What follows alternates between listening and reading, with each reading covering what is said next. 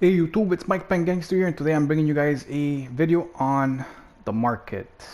Are big traders or big YouTubers like Nick Runthefutmarket manipulating the market? That is one of the biggest questions that a lot of people every year always wonder, and the answer is yes. It's very simple for big YouTubers or big traders to manipulate the market. Now, are specific people doing it? Like, is Nick doing it? I'm not gonna say yes or no because I don't know if he's doing it. Can he do it? Of course he can do it. It's very, very simple when you are very popular in this industry of trading in this game, okay? Now, before we do get into the video, okay, I want people to understand one thing. One is that whatever I'm telling you guys here, it's common sense of how they do it, okay? Now, who's doing it? I really don't care, okay? I'm just gonna tell you how they do it and what they do and how easy it is for them to do it, okay? And at the same time, towards the end, towards part of the video, I'm actually gonna tell you guys how to actually make money in this game if you want to take a gamble with certain cards, okay? And it's very, very simple, but that's gonna be towards the end of the video, okay? So first off, the reason why I'm making this video is because yesterday, for example, Nick came up with a video where he's explaining, he's responding to comments on one of his latest videos that a lot of people are bashing him on, him manipulating the market. He's not as good a trader as he used to be. He doesn't really like show you anything, and these are all like very true facts. He doesn't really show you how to trade the way he used to at the beginning of his YouTube channel, right? Now he does a lot more other stuff, right? But then again, that's his choice of what he wants to do, okay? So that's okay, it doesn't matter. I mean, there's a lot of traders out there you guys could go follow that will show you tricks how to like basically make coins, because there's definitely a lot of ways of making coins in this game, on the market, okay? That's just a proven fact. Every year people do it, right?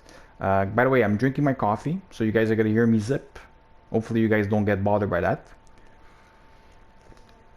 But the number one way for these guys to manipulate the market is you have to understand, guys that only trade in this game usually, okay, do not work alone. And you'd be like, oh Mike, what do you mean they don't work alone? They work in groups, okay? The reason why they work in groups is because they could actually pick certain cards, buy them off, and adjust the price of them, okay? That is something that's been happening in FIFA for a very long time, since the market has been alive, okay? It's just something that they do, and it's very, very easy for them to do it, especially when you're working in groups. Now, a guy like Nick Runthefutmarket, does he have certain people that he works with? The answer is 100% yes. There's people with him, okay? And they make moves together. They talk about this stuff all day, okay? And that's how they basically know which cards to play around with and make the most out of it, okay? Now, I'll explain you one little thing. A lot of these guys, and of course, I'm gonna keep mentioning guys like Nick, because Nick is probably the biggest one that we see, because he's got like 100K plus views on his videos constantly. So it's not because I'm targeting them. I'm not. I'm just using him as a example, okay? Is he doing it? I don't know. Can he do it? The answer is yes, okay? So remember that. If Nick, you're watching the video, I am not saying that you're doing it. I'm just saying how easy it is for people like you to do it, okay? And these guys work in groups, depending. Some of them are like maybe only a couple of them, like 2, 3, 4 guys. Some of them are like even groups of 10, 15 traders. I don't know, right? Because I'm not in that group. But I know about this. Trust me, I know about this, okay? The other thing is that a lot of these guys know insides of the game, okay? For example, if you ever go on Reddit, you know sometimes before something is coming out, you get to see like a leak or whatever. And a lot of times some of these guys are dead on the leaks, okay? They're like, they know. How do they know? Well, some of them, they may get like an information from the inside. Who knows, right? That there's always leak information from somebody that works at EA that could be friends with somebody and he tells that person tells a trader, and so on, okay? Now guys like Nick Runthefutmarket know some of these guys, maybe, okay? Like I said, maybe. I believe they know, but I'll say the word maybe just to make it more nice, okay?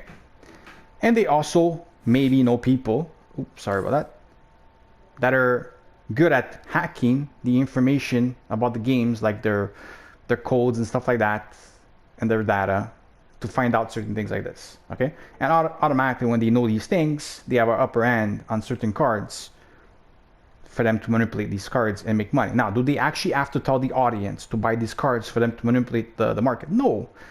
When you're basically a couple of guys working together and you're looking at an inform, an example, let's pick Lewandowski as inform, and it goes for a certain price. I don't even know how much it goes for, but just to say, give you an example, it goes for 100K. Let's just say it goes for 100K. I have no idea. Guys, don't think that he goes for 100K because I haven't checked how much he goes for. I'm just saying an example here. They know that okay, weekend league is coming. You know, there's a lot of people that are gonna want to play with him. You know, let's hype him up a bit. Let's buy a lot of them. And I'm pretty sure when weekend league comes, he's gonna go for 110, 115, maybe even 120, and we'll make about 10, 12, 13K per card by doing that. So they go up and they buy in groups hundreds of these Lewandowskis, right? Depending how many of these traders are in that particular group. And all of a sudden, people see less Lewandowskis on the market, the prices are going up. Another reason is because these guys are listing them at a higher price. The thing is, they say they want to sell them at 110. They'll probably list like 10 of them at 110, 112, and they'll list maybe another like 20, 30 like at 120, 130, some go 140 for lazy buyers, basically to increase his value, right? Because people got to start seeing that as they're searching for that particular card. And that's why during the day, some cards have certain peaks because there's less of them on the market, because these guys have most of them. So they decide when to put them on the market. For example, they know that at this hour, there's more people on, so we'll put less Lewandowskis on the market, so people would have to pay more expensive for them. When there's less people on the market, they'll probably drop his price at a lower amount, so there's less people that could buy, right? Because there's less people on the market. Now listen to this strategy, very, very simple. Less people, right? You would figure, oh, but if there's less people, why would you want to lower the price? Well, you want to lower the price because if there's less people and you lower Lewandowski's price, people that want to sell their Lewandowski automatically are going to want to undercut the lowest prices, not thinking that there's traders that are doing this on purpose because they want to go snipe your Lewandowski for a cheaper price, because later on during the day when a lot more people are on the game, well, let's put them back up at 110 and let's put less of them on the market. Let's not list all our Lewandowskis that we have. So you understand how easy it is for these guys to manipulate the market? This is one of the biggest things they have been doing for years. Now, for people that are still surprised about this, it actually surprises me that you wouldn't think of something like this. It's very, very simple, right? Sorry, I had to take a zip. Now, another thing that works very well for traders or icons, right?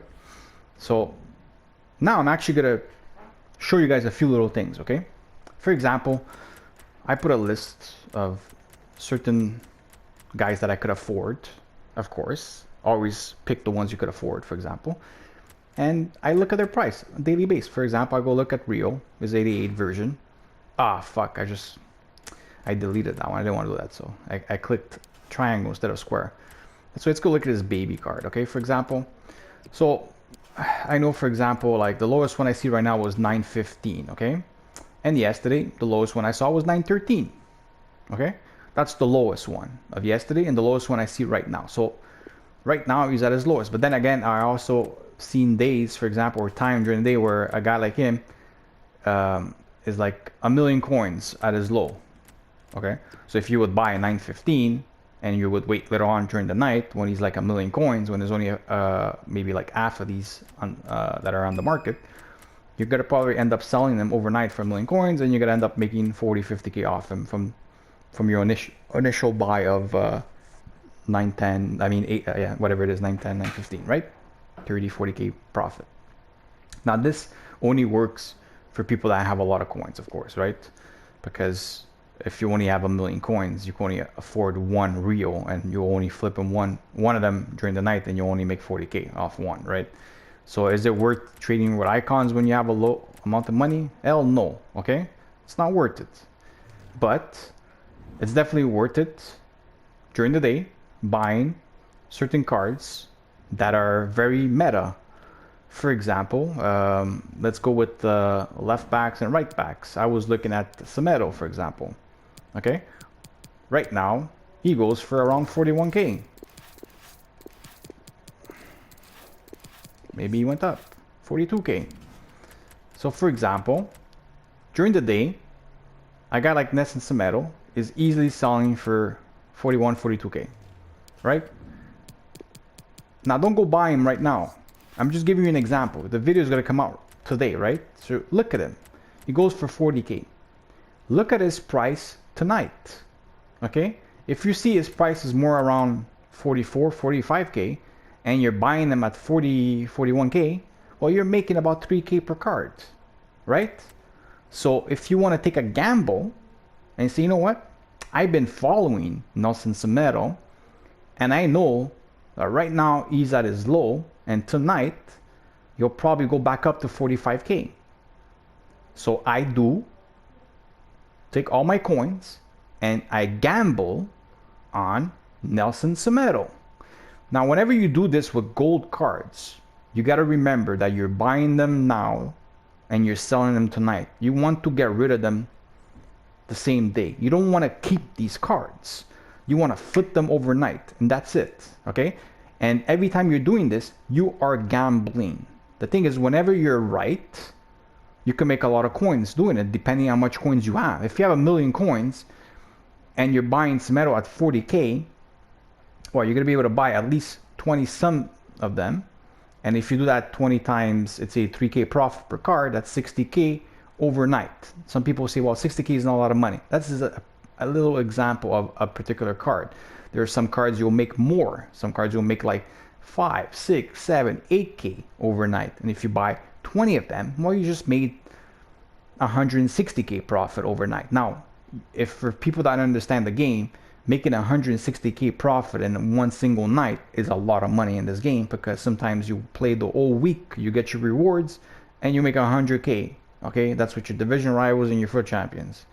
Okay, so making like 100 plus k overnight on one particular card is a lot of money. Okay, people that think these guys get rich overnight, no, it takes them a couple of weeks for them to actually make the millions. Why? Because they have to grow their bank, in other words. Okay, anyways, the biggest way I used to trade back then was when SBC icons used to exist, and they're coming back this year. So remember, I'm telling you this, okay? The SBC used to require informs. So it's very, very easy whenever Team of the Weeks used to come out, and buy the ones would have, you know, the ones that were like around 80, 82 overall, okay? That were around this card price, that were from good leagues and good nations. And if you had 1,000,000 coins, you would buy 100 of them, let's say, for example, for 10, 11k, whatever. And you would wait about a week and a half, and they will all go up to like 14, 15k, and you made about 3.5, 4k profit per card. That was my best way of making money back then. Now, of course, last year, for example, when the icon swaps came out, the informs weren't required that much, and that strategy just didn't work no more. But now that the icon SBCs are coming back, maybe that strategy will work again, right? I don't know. It's a gamble that you would have to take. Not right now, because it's not really worth it. Maybe just buy one of each inform, discard informs at the moment, and keep them in your inventory for the moment. But don't go buy 100 of one, because right now it's not worth it, because of the fact that these icon SBCs are going to come out like late November or whatever it is. It's just not worth investing a month and a half in advance, right? Now, other is, look at the meta. Look at the cards that are probably used by most of the teams. Like whenever you go in division rivals, you encounter certain cards constantly, right? Look at the cheap ones for people that don't have a lot of money and buy a shit ton of them when you know their prices. So always understand that the price that they are during the day and the price that they are at night are completely different. Usually during the day, you will find Samedo, for example, had its lowest. Now, his 40K is lowest during the day. I don't know. I haven't been following this card that much. But it say it is. And I know at nighttime he sells for 44, 45K. Well then, right now I don't have coins because I already bought my team. But just to say, say I had 1,000,000 coins, I will go ahead and buy 20 plus Samedos, wait overnight, and list them. That's what I would do. You know what I mean? And by tomorrow, they would all sell, or pretty much all sell. And eventually, I would just get rid of them as fast as possible. If they're not selling, let's say at 44, 45, I would put them down at 43, still make like 1,000 profit, just to get rid of them. And repeat, rinse and repeat every day on either Samedo or some other cards.